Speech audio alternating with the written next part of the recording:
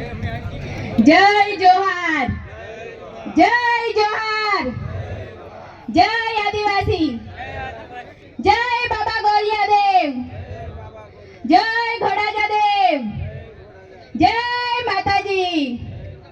આજે ગોરિયાદેવના આંગણામાં આપણા ભીલ સમાજના સંમેલનમાં ઉપસ્થિત સૌ વડીલોનું હું કીર્તિકુમારી સ્વાગત કરું છું।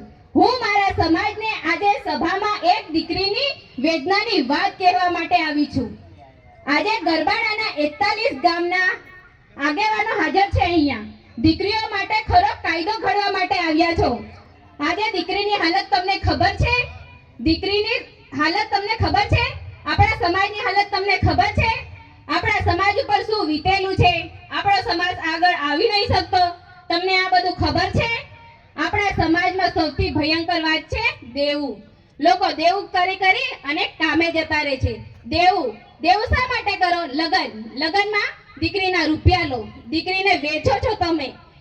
આપણી ગામના પંચો આપણી દીકરીના રૂપિયા લે છે લગનના બાનું કરી, અને એ રૂપિયા લઈ અને દીકરીનું વેચાણ કરે છે, અને એ રૂપિયા લઈને પછી સમાજના પંચો જે પંચવાળા હોય એ દીકરીના પૈસા વાપરે છે, મોજ મજા માણે છે, અને આપણે દીકરીનું ઘર આખું દેવાવાળું થઈ જાય છે। આપણી દીકરી તો ત્યાં જઈને શું કરે?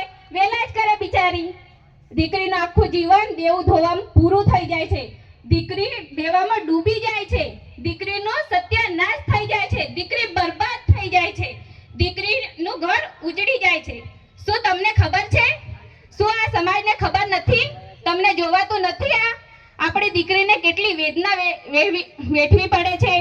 આજે લગ્ન બંધારણનું એવી હું વાત કરવા માટે આવી છું। આપણે બધાએ એક નવું બંધારણ ઘડવાનું છે લગ્ન માટે, દીકરીઓનું સુખી જીવન માટે, દીકરીઓનું સારું જીવન માટે, સારા ભવિષ્ય માટે। આપણે સોનું લઈએ, ચાંદી લઈએ, ખબર છે આજે સોના ચાંદીનો ભાવ? એને શું કરવાનું? ક્યાં પહેરીને જવાનું એટલું મોંઘું? આપણી દીકરી બિચારી ત્યાં જઈને શું કરે? વેલા કરે છે।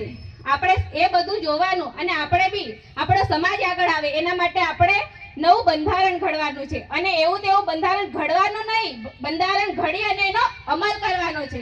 હું તમને સૌને બે હાથ જોડીને પ્રાર્થના કરું છું, મારા સમાજને ઉપર લાવવા મારી મદદ કરો, મારું વેચાણ ના કરો।